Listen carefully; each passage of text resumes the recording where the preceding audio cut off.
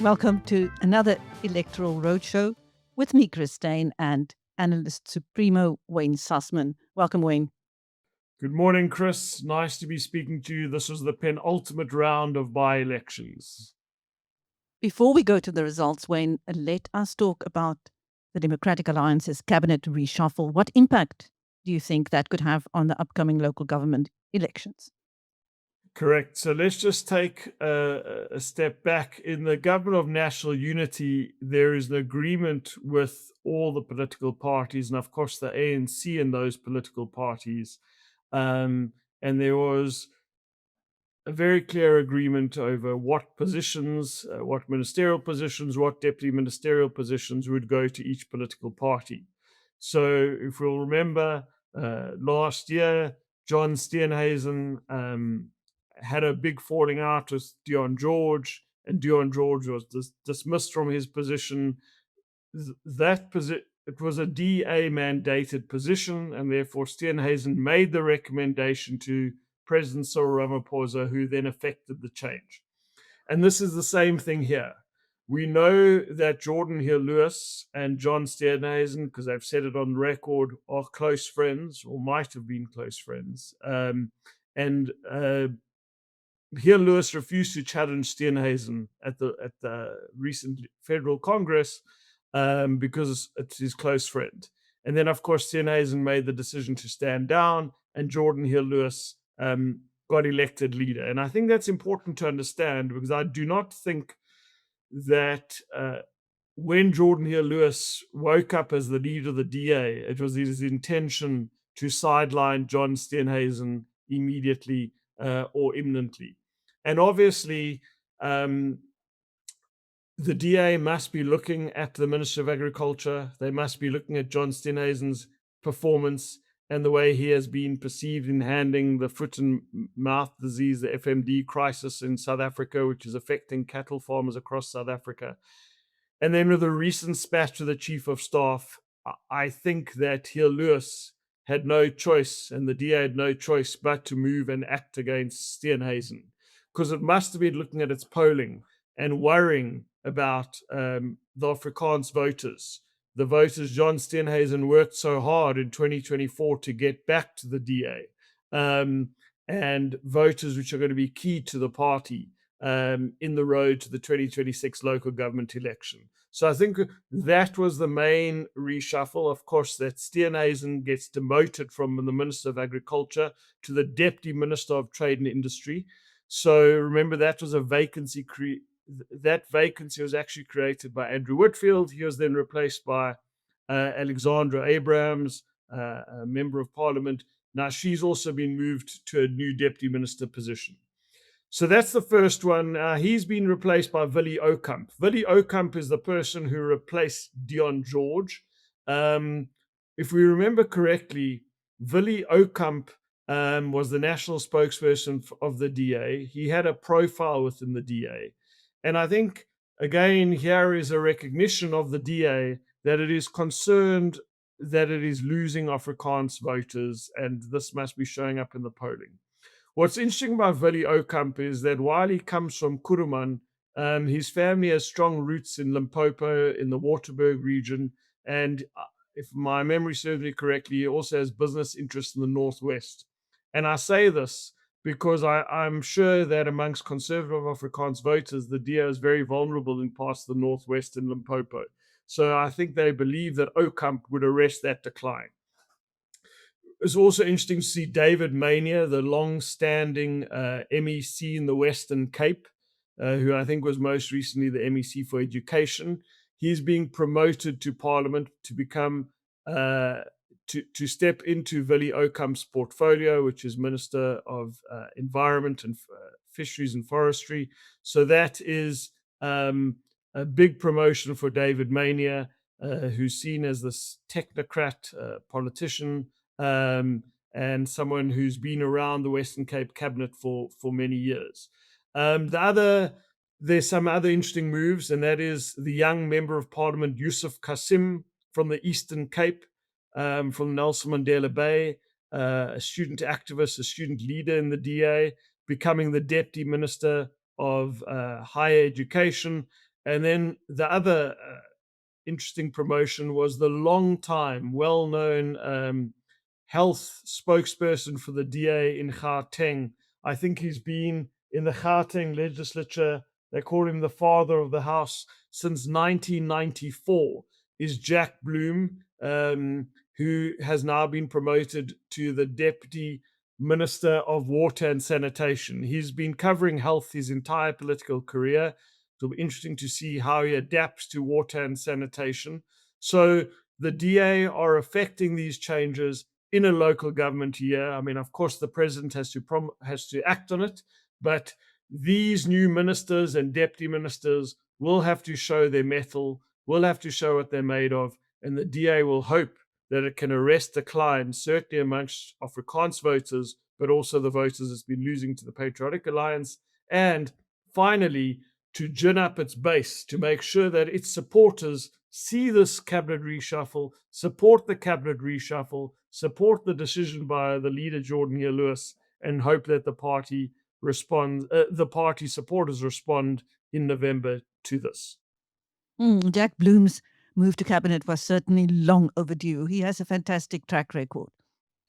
Yeah, but he's been in the Gauteng legislature his whole life. You take David Maynier, if my memory serves me correctly, he started out in Parliament. Jack Bloom has never left the Gauteng legislature.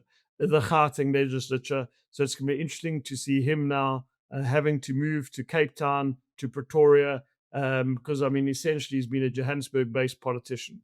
But he's someone who's respected across party lines for his work in the health sector.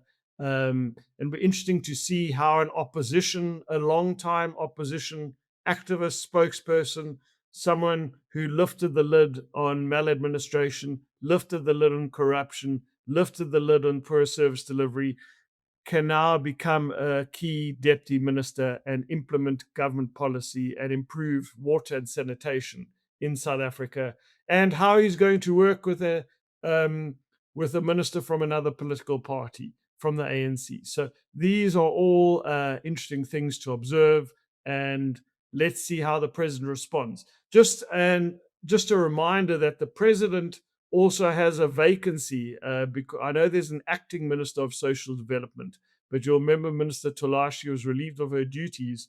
So I wonder if the minister will use this request by the DA to affect some other cabinet changes as well.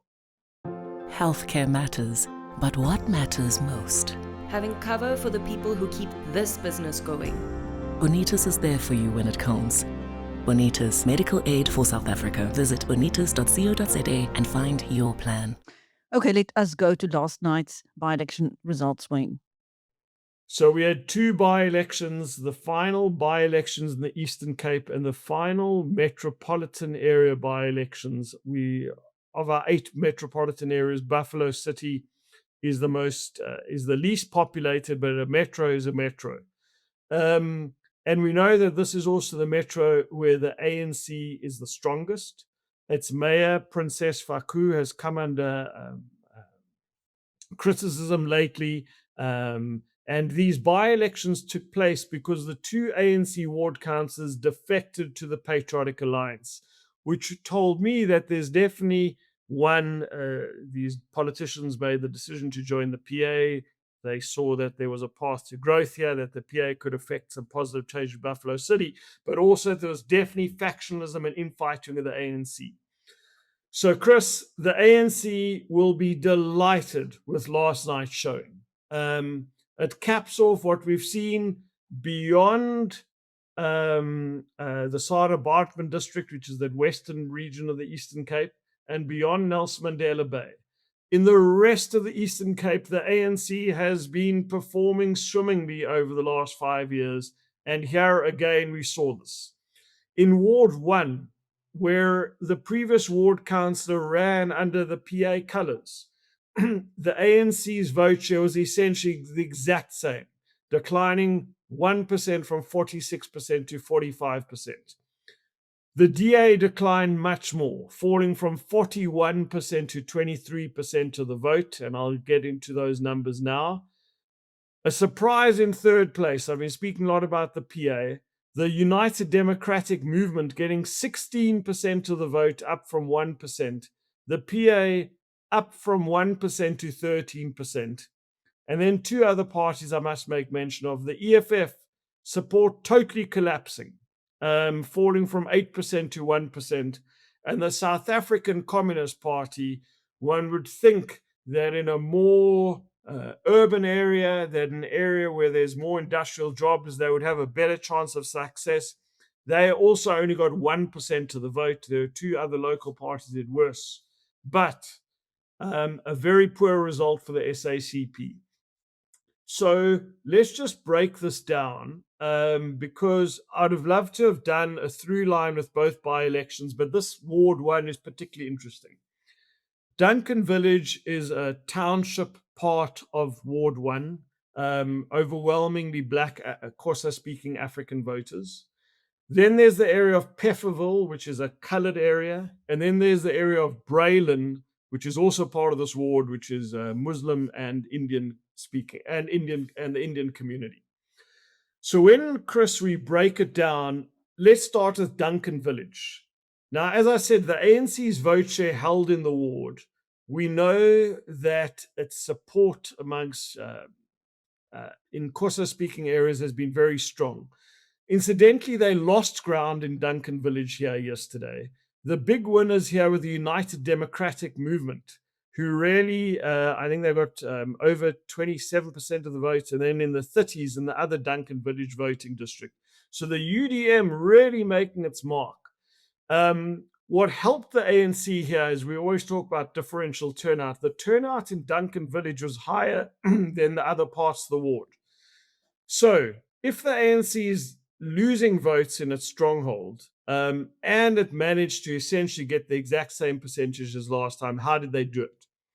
We go to Pefferville, and we know that across the Eastern Cape, across the Western Cape, and in many parts, I don't want to say across the Northern Cape, there are exceptions, but in many parts of the Northern Cape, the ANC has been struggling with coloured voters, but they came first in Pefferville yesterday, this coloured area of Buffalo City, beating the DA, who came third. The DA got 25%, the PA got 27%, and the ANC got 45%. The big losers here, Chris, were the DA, who declined from 60% to 25%. They'll be very concerned about Pefferville. So this is how the ANC is able to stabilize its support in Ward 1 with its growth amongst the coloured community in Pefferville. Then finally in Braylen, again, this is where the traditionally the Muslim community and the Indian community live. The DA actually grew here from 64% to 74% of the vote. The PA also grew and the ANC declined. Now, turnout was very low in Braylen, but again, I have to go into the details here, into the minutiae, just to show these moves. But just to cap it off, declines to the DA, even though they grew in the Muslim and Indian area of the ward. They're losing ground. They lost a lot of black support last night, and they lost a lot of coloured support last night. Great growth for the PA, particularly in the coloured part of the ward. The ANC stabilizing because of its growth in the coloured area. The EFF support totally collapsing. And I'm going to come back to this at the end, because here I can draw a through line on the EFF support and the SACP barely making its mark. Chris, when we go to Ward 10, which is the next ward I want to look at, I don't know if you have questions about Ward 1. No, continue, Wayne. Okay, sure. When we look at Ward 10, this was more not as diverse as Ward 1. There's an area called Buffalo Flats, which is both coloured and Xhosa speakers, people. And then Amalinda, which is a typical township. This is in the East Bank part of Buffalo City. And here, Chris, the ANC will look at this result and say, how do we do this in other townships across metropolitan areas in South Africa? Many people have been writing the ANC off. In Ward 10, they grow from 55% to 65%. Great growth. Who came second here? In the township ward, Last time it was the DA. This time it was the PA, growing from 2% to 13%. The DA declining, but not as badly as what they did in Ward 1, declining from 17% to 12%. And the EFF support halving, more than halving, from 11% to 5%. And the UDM and a range of other parties barely making the mark. Again, turnout slightly lower, whereas in Ward 1 was slightly higher. But that shows you that the voters showed up yesterday. And here again, the by-election was because the ward councillor defected to the PA. But here the ward councillor didn't stand for the PA. Key to understand, how did the ANC grow dramatically? In some of the more diverse areas where the coloured and black voters, the ANC support grew. In its historic stronghold of Amalinda, its support grew. The PA grew by its support in the area of Buffalo Flats. But in essence, another disappointing result for the EFF. And I want to comment here on the EFF as we bring the by-election analysis to a close. In 2024, remember that the EFF's national vote share declined. It declined because of because of KwaZulu-Natal and Limpopo in the Northwest Province. One of the areas, Chris, where it grew was in a place like Buffalo City. It grew from 12% to 16%. And it came very close to being the second largest party in Buffalo City. It almost beat the DA here. We're a few months out from the local government election. This is one of the areas where the EFF would have believed it would have done well. And there its support fell from 8% to 1% and 11% to 5%. I don't know if they had an off Wednesday, but this was a metropolitan area where the EFF would have had great hopes. If I was them, I'd be concerned about this result. If I'm the South African Communist Party and the DA, I'm also concerned about these results. If I'm the ANC, I'm very satisfied. Meanwhile, Dado Morero must feel like he is in a political game of musical chairs, Wayne. Yeah, Chris, this is something we see in Umkhonto weSizwe. We see this playbook quite often, where there's a revolving door of leadership and midnight reshuffles. This is not part of the ANC playbook. Yes, there was Des van Rooyen, the Minister of Weekend Special, but that was when Zuma was the president. Generally speaking, when ANC people get appointed within the party or within municipal positions or provincial positions or national positions, they hold those positions unless there's a crisis.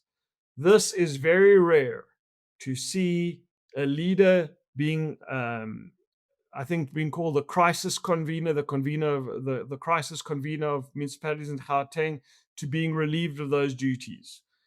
I think this says less about Dado Morero and more about the state of the ANC in Gauteng, that the infighting is vicious, that the contestation and competition is as fierce as ever, and this is not a good sign for the ANC a few months out of the local government election. Meanwhile, we've got the voter registration weekend coming up, Wayne. So, Chris, I get asked a lot of questions about this by media houses. This is going to be quite a boring weekend for political parties because a lot of people have realized that you can register online and you can check that you register online. Parties have also been, all parties have been knocking on doors in their strongholds and getting people to register. So you see very quiet activity. What I'm looking out for this weekend, and again, it's another phase in the road to the local government elections, is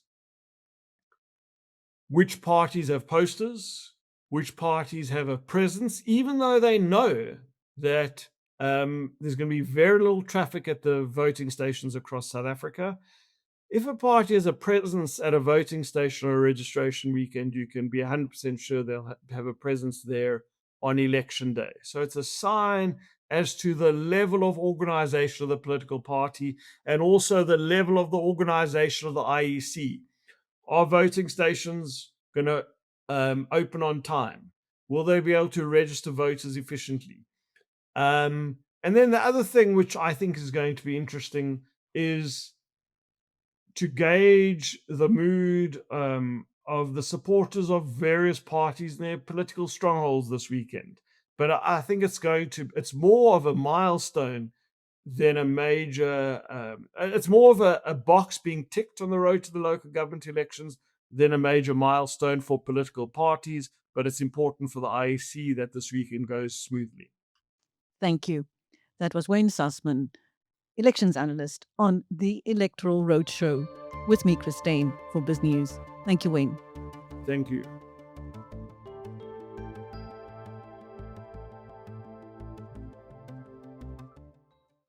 Start your day a step ahead. Biz News Insider. It delivers the business stories that matter every morning straight to your inbox, sharp, fast, and free. Subscribe now. In uncertain times, good information is priceless. The Biz News Conference is heading back to the Drakensberg. Join me, Alec Hogg, from the 11th to the 14th of August for BNC 9. Champagne Sports Resort, where it all began, and where our community gathers for honest conversations, smart investing insights, and direct access to some of South Africa's sharpest minds. Come and rub shoulders with the best we've got. 28 keynote speakers, 3 days.